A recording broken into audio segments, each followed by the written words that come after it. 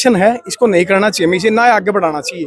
और ऐसी कोई बात को नक से राजपूत की लड़ाई है, नक से ब्राह्मण की लड़ाई है, दो पड़ोसियों में छोटा मोटा झगड़ा होया है, इसको अगर साथ बिठा कर वहाँ संवाद कराया जाएगा तो फैसला हो जाएगा। मैं गारंटी लूँ, करना चाहिए, करना चाहिए। जी हमारा पुराना मकान है और हमारे मकान के कारण ही काफी टाइम से ये लेना चाहते हैं और उसी मकान के चक्कर में इन्होंने हमारे साथ ये वारदात की है। हमारे विधायक भाई घनश्याम का बेटा अमन और इसका म्यूनिसिपल कमेटी के चेयरमैन भवानी के ऊपर आरोप लगाया है कि झगड़े में ये शामिल थे और विधायक हमारे घनश्याम सराफ जो खड़े होकर देख रहे थे। और मुझे अफसोस के साथ ये भी कहना पड़ता है कि पुलिस की हाजिरी में हुआ है, पुलिस मूक दर्शक बनकर देखती रही और इनके साथ मारपीट चक्कू छुरीबाजी हुई। मैंने और जल्दी आ जा, लेट टाइम हो जाएगा, मेरे को यही काम नहीं है तेरे लिए। प्रधान जी से बात करा दूं उनकी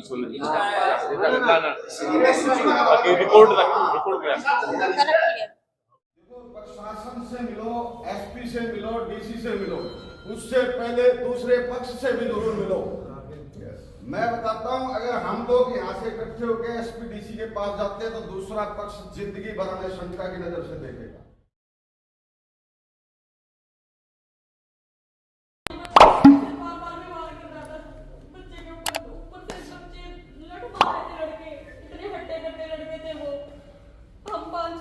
हम क्या करते, इस बीच पुलिस बुलाई मेरी बेटी ने, तो पुलिस ने ऐसे अमन ने उसका हाथ पकड़ के पीछे कर दिया कि भाई इधर चल तू। तो मैंने कहा कि हाथ जोड़ के पुलिस वाले को, अंकल बचाओ इन बच्चों को। मैं बोले कि हम कुछ नहीं कर सकते, ये विधायक है और ये चेयरमैन है। तो सर उन्होंने जैसे 112 पे जो फोन किया था, हमने दोबारा फिर मेरे और सारे भाग गए थे।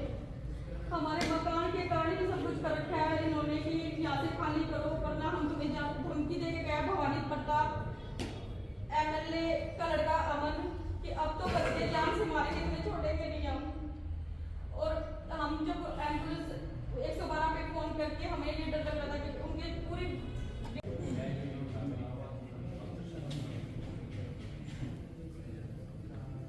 मेरी तो एक राय है, देखो ये मामला काफी सेंसिटिव है। अगर कोई विधायक या नगर परिषद का चेयरमैन प्रतिनिधि इस तरह की हरकत करवाता है किसी परिवार के साथ, तो ये बहुत ही गंभीर मामला है, क्योंकि ये लोग जिम्मेवार हैं और जिम्मेवार ही अगर अपनी ड्यूटी नहीं निभाएंगे तो समाज टिकेगा। और दूसरी बात ये है कि अपन 36 बिरादरी के लोग, ये मामला सेंसिटिव है, अपन भाईचारा कायम रखना चाहिए। भाईचारे को कोई ठेस नहीं होती, अपराधी की कोई जाति नहीं होती, कोई धर्म नहीं होती। मेरी राय ये है कि सारे मामले में 5-7 आदमी की कमेटी बनाओ, क्योंकि देखो ये तो अपना पक्ष बताएगा, वो अपना बताएगा।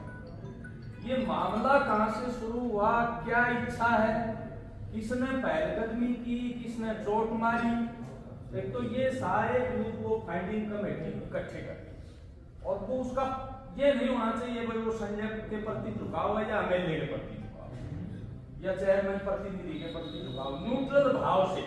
हमारा मकसद है कि जो कई सालों से रह रहे पड़ोसी और फिर भी रहना है, ये तो है नहीं कि भाई वो ये उठ जाएगा या वो उठ जाएगा, आपस में ये पड़ोसी हैं और इन्होंने बसना घसना है।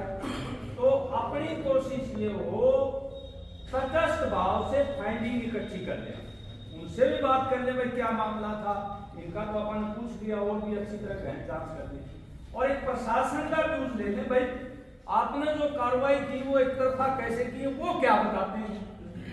वो फाइंडिंग कमेटी आके फिर पंचायत में अपनी बात रखती। अगर किसी की एक्सेसिव है, जागती है किसी की तरफ से, वो मानता नहीं है, अपनी जागृति को भी ये कहता है कि मैंने तो कर दिया, कर लो तुम क्या कर लो, फिर हमें निर्णय लेना। कोई भी ताकतवर आदमी भी रहेगा, गरीब आदमी भी रहेगा शहर में, और बड़े से बड़ा आदमी रहेगा, छोटे से छोटा आदमी रहेगा, संपत्तिशाली भी रहेगा, गरीब भी रहेगा। न्याय जो है वो समाज का ऐसा होना चाहिए कि वे अपनी अपनी जगह प्रेम से सभी रहें, एक दूसरे को कोई शेयर करेगा। तो मेरी राय तो यह है कि 5-7 आदमी की कमेटी बनाओ, जानकारी ले ले, ज्यादा दिन ना लगाए इसमें, 1-2 दिन में वो इकट्ठी कर ले अपनी जानकारी, और प्रशासन से भी बात करें, एसपी साहब से बात करें, थानेदार से भी बात करें कि ये मामला क्या है, तो वो जो फाइंडिंग दे उसके आधार पर हमें कार्रवाई करनी चाहिए। और फिर न्याय की बात के लिए तो भाई सब एक है, चाहे किसी के खिलाफ अन्याय होता हो हमें एक होना चाहिए। मेरी राय धन्यवाद। और उपस्थित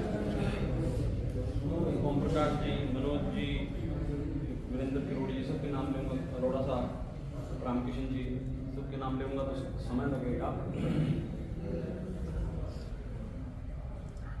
सबसे अच्छी बात तो ये है कि सर्व समाज की मीटिंग है। आज हमारे साथ किरोड़ी और प्रकाश भाई साहब हैं, अरोड़ा साहब हैं और भी मेरे फिर देख से पकड़ते हैं, ये एक अच्छी बात है। और जो कामरेड साहब ने, ओम प्रकाश जी ने बात कही है, वो एक व्यवहारिक बात है, ये सुलझे हुए आदमी है, ये बहुत से आंदोलनों से निकले हुए हैं, राजपाल वीडियो में यहाँ पे हैं। और मेरे को जैसा थोड़ा बहुत प्रकरण का पता लगा, मैं कहीं और व्यस्त था, मेरे बहनों ही थोड़े से बीमार हैं, उस वेदांता में दाखिल थे, तो अखबार में भी ये बात 2 बार आई। 2 बात जो मुझे चुभी हैं इस सारे प्रकरण में, जो सुनने को मिली है, एक तो हमारी पूनम जी के साथ दुर्व्यवहार, ऐसे आसानी से कोई महिला इस प्रकार की बातें नहीं कहेगी, प्रोफेशनल तो कुछ भी कहेंगे, लेकिन घरेलू महिला आमतौर पर नहीं कहेंगी, उनके साथ कुछ ना कुछ हुआ, पहली बात। दूसरी बात उनकी भतीजी के साथ। तीसरी बात, उन्होंने घर में घुस के किया, ये उनके घर में नहीं गए। जहाँ तक मुझे पता लगा है, जो अखबारों में बात है, जो ये सारी बात है कि वो इनके घर में घुसे। तो ये इस तरह से घर में घुसना, इस तरह की जो हरकतें हैं, वो सामाजिक दृष्टि से ठीक नहीं है। और मेरा एक सुझाव और ये भी है कि रोज की रोज गिरफा भी यहाँ पे बैठे हैं हमारे काम में, देखो रोज की रोज इस तरह की नहीं हो सकती।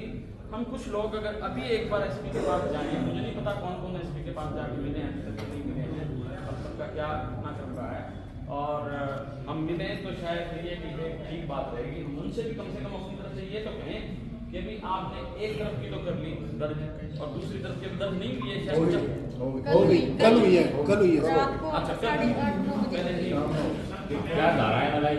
हाँ चलो, ये टेक्निकल सी भी बात है।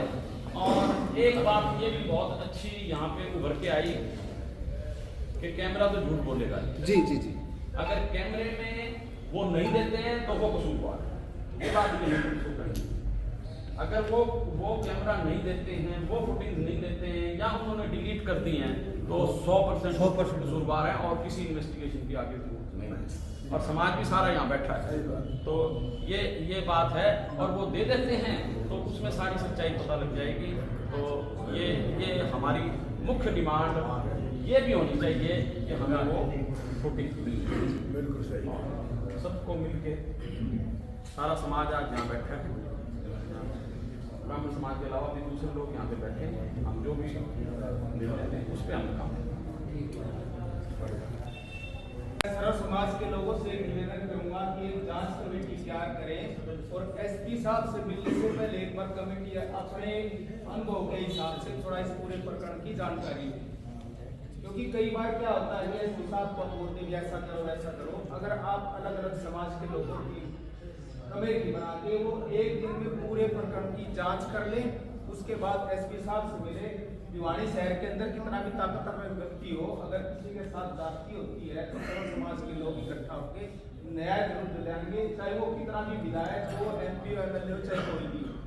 तो मेरा निवेदन है, और मेरा एक करबद्ध निवेदन और जरूर है अध्यक्ष जी, यहाँ पर जो भी मंच के अंदर बोले, कई बार कुछ बातें ऐसी हो जाती हैं जिसमें वीडियो वायरल हो जाती हैं, उसमें काट छाट करके कुछ लोग आपसी प्रकरण बना के दंगा फसाद कराने की संभावना हो जाती है। मैंने पीछे देखा है, यहाँ मंच पे कुछ बोलता है, मैंने कुछ भी बोल दिया मेरे समाज के बारे में और उसकी वीडियो बना दी। उस वीडियो को काट झाट करके आपस में दो जातियों का दंगा होने की संभावना है। तो जो मंच पे बोले वो सदी हुई बातें बोले और वीडियो बनाने की जो एक थोड़ी सी प्रचलन है उसका थोड़ा ध्यान रखें। मेरा करबद्ध आपसे निवेदन है कि एक जांच कमेटी बना ले, 5-6 आदमी जितने की भी, एक दिन का उनको समय दे दें, पूरी जानकारी ले लें और महिला के साथ जो भी जाती हुई है उसके साथ तैयार है। मैं कांग्रेस साहब से थोड़ा बहुत सीखता हूँ और थोड़ा बहुत काम करता हूँ और पीछे भी हमने जो कुछ आंदोलन किया उसमें हमें काम जो सीसीटीवी है वो तो इस पंचायत में सभी कई बार मीटिंग हो चुकी है। आदरणीय माननीय से भी मैंने पहले भी रिक्वेस्ट करी थी कि परमानेंट सर्वजातीय एक मीटिंग होनी चाहिए, परमानेंट सर्वजातीय एक सभा होनी चाहिए। क्योंकि ये तो चलो जब मसला आता है तब हम लोग इकट्ठे होते हैं तो वो टेम्परेरी रह जाता है। मसले पारिवारिक भी हैं, कई परिवार फैमिलियों के मसले होते हैं। जब हम लोग सार्वजनिक सर्वजातीय एक पंचायत परमानेंट गठित करेंगे तो वह हर मामले को सुलझाने में काम आएगी। ये जब भी कोई केस होता है, काम होता है, हम लोग इकट्ठे होते हैं, ऐसा नहीं होना चाहिए। इसके लिए परमानेंट गठित करें। जहाँ तक इस मामले की बात है, देखो प्रशासन से मिलो, एसपी से मिलो, डीसी से मिलो, उससे पहले दूसरे पक्ष से भी जरूर मिलो। मैं बताता हूँ, अगर हम लोग यहाँ से इकट्ठे होकर एसपी डीसी के पास जाते हैं तो दूसरा पक्ष जिंदगी भर हमें शंका की नजर से देखेगा। मैं चाहता हूँ, मैं ये नहीं कह रहा कि ये पक्ष झूठ बोल रहा है, लेकिन दूसरे पक्ष की भी सुननी चाहिए। वो क्या कहना चाहता है, शुरुआत कहाँ से हुई और मुद्दा कहाँ से शुरू हुआ। जब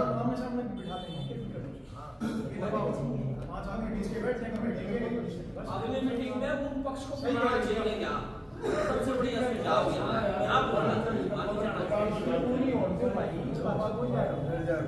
आप परमानेंट पंचायत बनाए, हम हमेशा के लिए आपके साथ हैं। और जहाँ तक पक्ष दूसरा हो या पहला, पंचायत से ताकतवर कोई पक्ष नहीं है। आज उन्हें भी पंचायत की जरूरत है, इन्हें भी पंचायत की जरूरत है।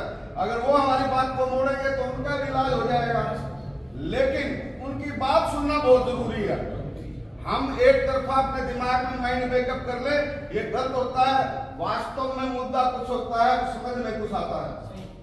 वो ये ना कहें कि सर्वजातीय पंचायत जरूर थी लेकिन ब्राह्मणों ने दबाव डाल के एक फैसला करवा दिया। मैं ये नहीं चाहता कोई ये कहे, क्योंकि ये सर्वजातीय है, ब्राह्मण हमारे परिवार से है और भी सारी जात हमारे परिवार से। जब 36 बिरादरी है तो इन पे भी बात नहीं आनी चाहिए और पंचायत पर भी बात नहीं आनी चाहिए।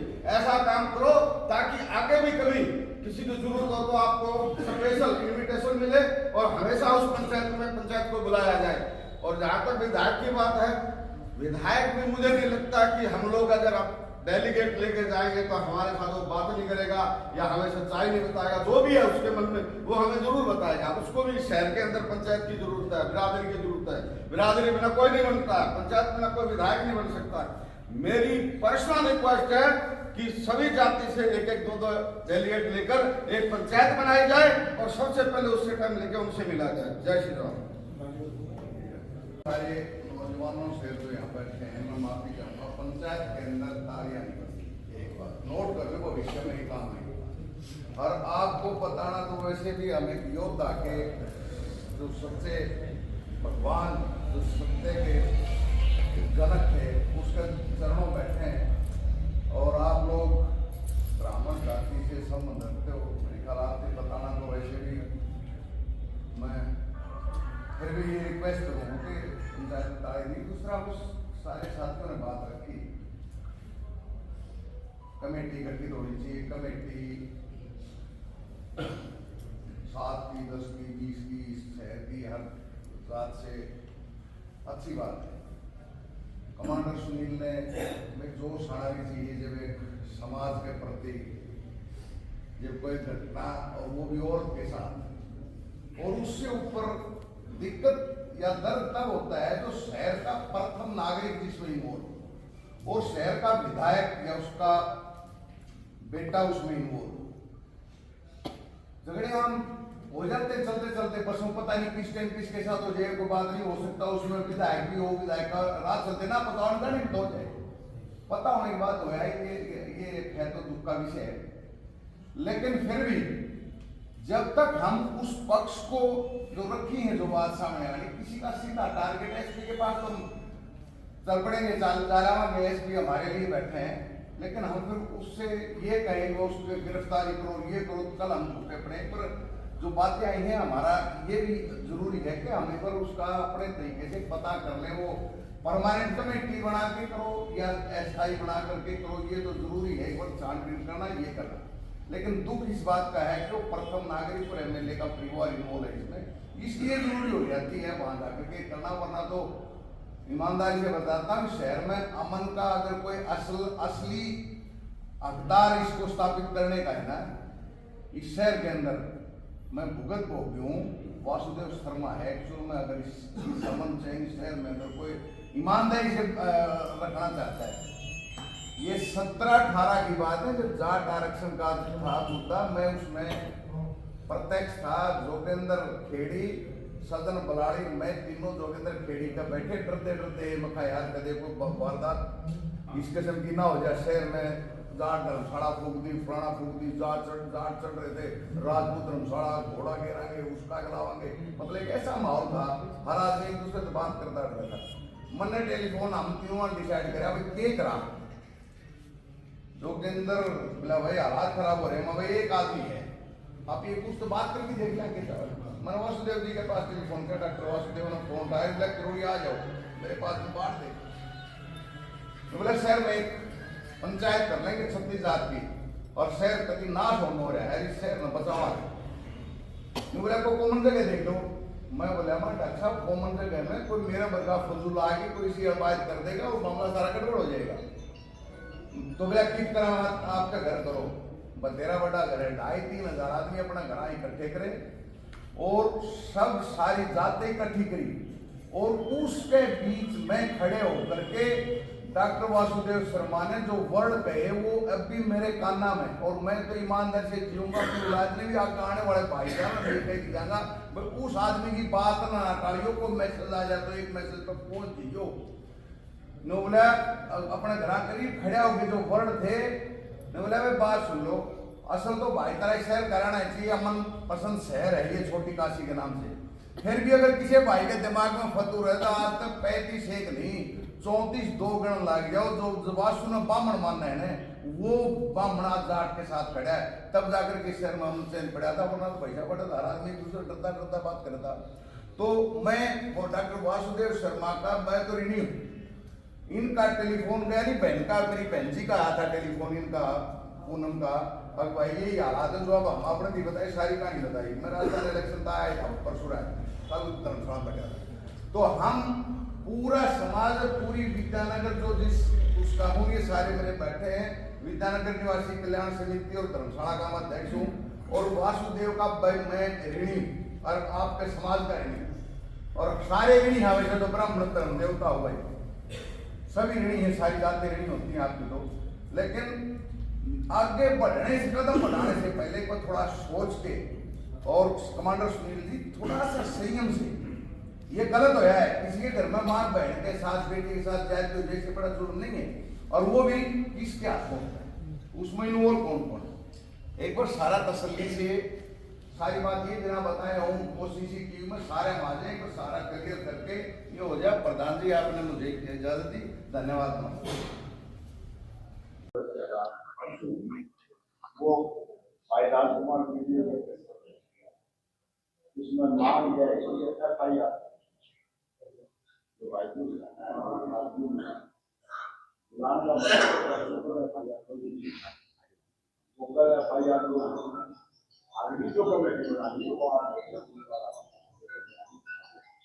आज का जो और है ना तेरे को गवाही करवानी है तेरी मैंने, और जल्दी आ जा, लेस टाइम हो जाएगा, मेरे को यही काम नहीं है तेरे लिए। प्रधान जी से बात करा दूं उनकी रिकॉर्ड बताना नहीं बताया जा सके पंचायत हो रही है। भाई सुनो सुनो यार, तुम्हारे बात होने की बहुत बहुत धन्यवाद आप सभी, धन्यवाद बहुत बहुत धन्यवाद सारे का, और पंडित जी भी आ गया, मेहरबानी, अशोक भी आ गया।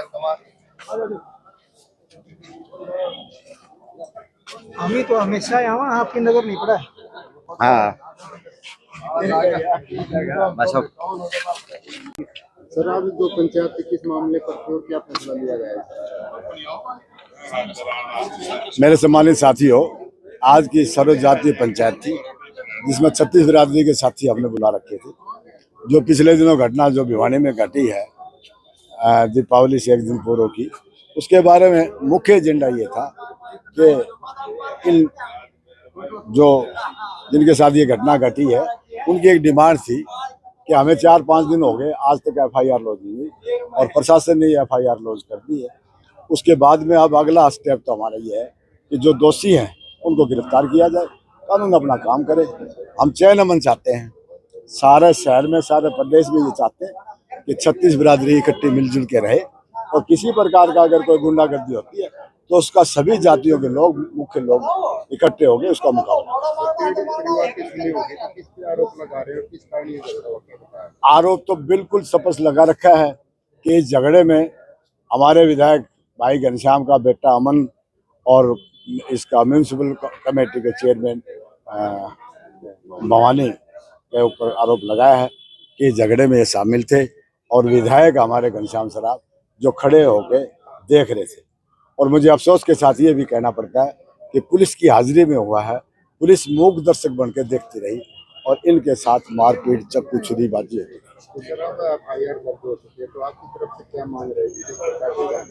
हमारी मांग यह है कि बहुत जल्द इसकी जांच करके दोषियों के खिलाफ कार्रवाई की जाए, उनको गिरफ्तार किया जाए। वो धारा लगी, धाराएं तो सभी लगी है, 323, 24, 506 सारी जो लगनी थी, 452 नहीं। सत्ता का दबाव में ही इतना लेट हुआ है, सत्ता के दबाव में ही ये इतना लेट हुआ है। और अब तो देखो देखते हैं पुलिस प्रशासन क्या करता है। अभी हमारे विधायक के घर के सामने कैमरे लगे हुए हैं, अगर उनकी कैसेट निकाल के पुलिस दिखा देती है तो दूध का दूध पानी का पानी हो जाएगा। तो कार्रवाई के लिए कोई अल्टीमेटम दिया और उसके बाद क्या कार्रवाई की जाएगी? हम 5-7 दिन इंतजार करेंगे पुलिस प्रशासन क्या करता है, उसके बाद अगला स्टेप है। इस प्रकार का स्टाफ यही है कि हम अभी विधानसभा तक की मीटिंग बुलाई, आगे अगली बार हम जिले की मीटिंग बुलाएंगे, फिर प्रदेश स्तरीय बुलाएंगे और हमारे जो अग्रणी जो नेता लोग हैं 36 बिरादरी के, जिसमें सारे विधायक भी पूर्व विधायक भी है, उन सबको बुलाएंगे हम। Thank you. बताएं फिर किस प्रकार की आज क्या फैसला लिया गया पंचायत ने? पहले दिन की पंचायत की बात करूं तो 20 लोग थे और आज 200 लोग दिख रहे, तो क्या मानते हैं? आज पंचायत में ये फैसला क्लियर हुआ है कि भाई गलती किसकी है। हमने समाज के लोगों को 36 बिरादरी के लोग यहाँ आए थे आज, उनके सामने एक बात रखी जो सच्चाई हो, केवल उस बात को मानना। हमें किसी हमारी या ब्राह्मण की बात है तो इकट्ठे होकर के इस पर फैसला करें, जातिवाद का कोई मतलब नहीं है। इसकी तह तक जाएंगे, जो सच्चाई होगी पानी का पानी हो जाएगा। और हम किसी एक पक्ष पे ऊपर या विधायक पे ऊपर या दूसरी जात के ऊपर कोई आलोचना नहीं लगाते। जो सच्चाई होगी वो निर्णय सामने आ जाएगा। दोनों पक्ष से हमने तो ये बात भी रखी कि 4-5 आदमी इकट्ठे होकर के उनसे बात करें और जो वीडियो फुटेज है उसमें जो सच्चाई है वो पता चल जाएगा। जो सच्चाई है सबके सामने आ जाएगी और उसी हिसाब से उनके ऊपर मुकदमा दर्ज होगा। पंचायत का क्या एजेंडा रहा, किस प्रकार की बातें रही और क्या क्या अग्रणी बातें की गई? एजेंडा तो ये जो झगड़ा था इस बार में थी और इसमें ये लिख रहा है भाई जो दोषी है इसमें कोई सा पक्ष भी हो, एक पक्ष की बात सुनी दूसरे से बात करी जाएगी, वो क्या बता रहे हैं तब जाके पता लगेगा पूरी बात। तो आज का निर्णय क्या निकला था? आज का निर्णय तो यही है, अभी जो FIR हुई है उसमें किस किस के नाम है ये देखा जाएगा उसमें दोनों पक्षों में, ठीक। और पीढ़ी पक्ष तो ये है इनके चोटें लग रही है, इसको जाति की तरफ न बढ़ा के इसकी पारदर्शिता बनाया जाएगा। हाँ बिल्कुल बिल्कुल, समाज का झगड़ा नहीं बनेगा। नहीं, समाज का झगड़ा नहीं है, झगड़े तो होते रहते हैं समाज में, ठीक। और उनका निदान भी होता है आपस में बैठ के, ऐसी कोई बात नहीं है, ठीक। समाज का झगड़ा नहीं बनेगा। तो आप क्या कहेंगे? अजय भाई राम राम। अजय भाई सारी बात हो ली है, आपका सारी बात हुई है भाई। बात एक पक्ष की बात सुनी है, हमारे हिसाब से तो बात तो दोनों पक्ष की सुननी चाहिए। एक कमेटी की बात सेम आई है, हिसाब तो ये हो भी 5-7 आदमी उठ जाके रिकॉर्डिंग देख के उनकी बात सुने और आगे देखो भाई सारा मामला प्रशासन हाथ में। उसमें किस चीज का होता है कि हम कोई पाकिस्तान में थोड़ी ना है साहब, ये हिंदुस्तान है। यहाँ पे हमारी बहन बेटियों के पास अंदर घर में घुसोगे और कोई भी हो, किसी भी औहदे का और किसी भी तरह का आदमी हो, उससे फर्क नहीं पड़ता है। जो भी अंदर घुसा है, मुझे नहीं पता कौन घुसा है, क्या घुसा है, मगर अगर घुसा है और जो हमारी बहन ने बताया है कि ऐसे ऐसे उसके साथ दुर्व्यवहार हुआ है, और अगर कोई महिला अपने आप को सामने लाके ये बोलती है कि दुर्व्यवहार हुआ है, तो इसका मतलब कहीं ना कहीं कुछ ना कुछ तो हुआ है। और अगर ये हुआ है तो ये बहुत गलत हुआ है और दोषियों को कड़ी से कड़ी सजा मिलनी चाहिए। और मैं हमेशा सच का साथ दूंगा। बहुत बहुत पुलिस ने एफआईआर दर्ज कर ली, बहुत अच्छी बात है, बहुत बहुत धन्यवाद प्रशासन का। प्रशासन बहुत मुस्तैदी से काम कर रहा है। आज 7 दिन हो गए, 7 दिन लगती है आपको एफआईआर दर्ज करने में, इतना बड़ा केस हो गया। 112 पे जब डायल किया गया था, उसी टाइम 112 पे डायल हो गया था, पुलिस आ गई थी, तो आज 7 दिन लगे पुलिस को एफआईआर दर्ज करने के लिए। आपने एक पक्ष की एफआईआर दर्ज करा ली, अपने दूसरे पक्ष की एफआईआर दर्ज नहीं कराई, क्यों? एफआईआर तो उसी टाइम दर्ज हो जानी चाहिए थी जब 112 पे पुलिस आई। पुलिस को पता करके एफआईआर दर्ज कर लेनी चाहिए थी। प्रशासन किस चीज में डील करता है? बाकी चीजों में तो बड़ी जल्दी पहुंच जाता है प्रशासन, पुलिस पहुंच जाती है। नहीं, वो मुझे नहीं पता विधायक का दबाव है नहीं है क्या है, वो विधायक जाने, वो उनका काम जाने। लोग, मुझे नहीं पता विधायक इन्वॉल्व है नहीं है, या उसका बेटा इन्वॉल्व है नहीं है, जो भी है, मगर कोई भी आदमी, विधायक का बेटा हो या किसी गरीब का बेटा हो, किसी के घर में घुस के अगर माँ बेटियों बहनों के साथ दुर्व्यवहार करेगा, मैं कमांडर सुनील शर्मा उसको किसी भी सूरत में एक्सेप्ट नहीं करूंगा।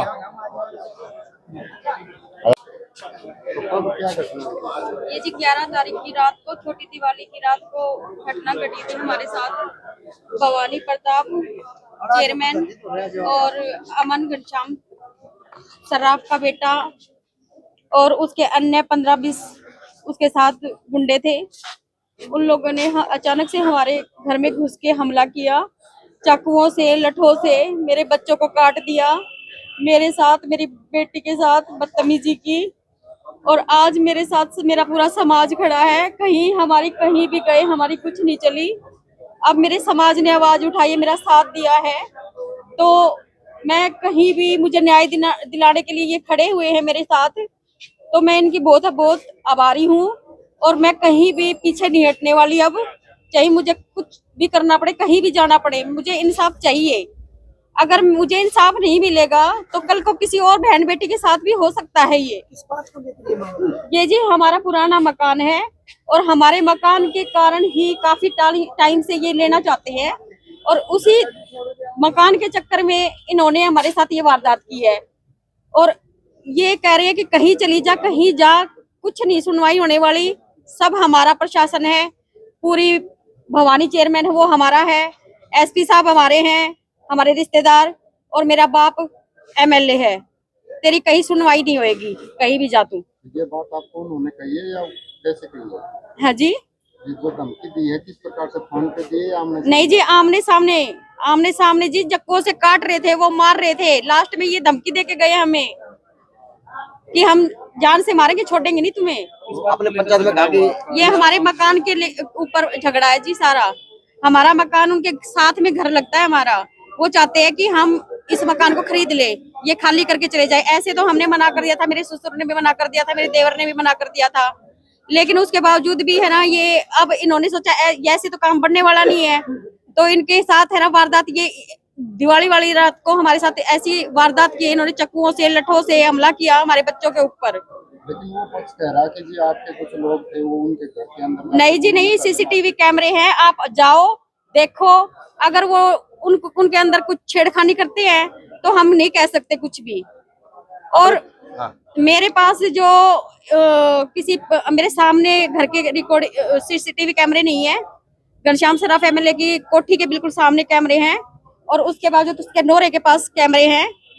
मेरे एक सामने वाले घर के साथ में घर है, उनके यहाँ से मैंने है ना एक रिकॉर्डिंग निकाली थी, छोटी सी, मतलब फोन के अंदर ही।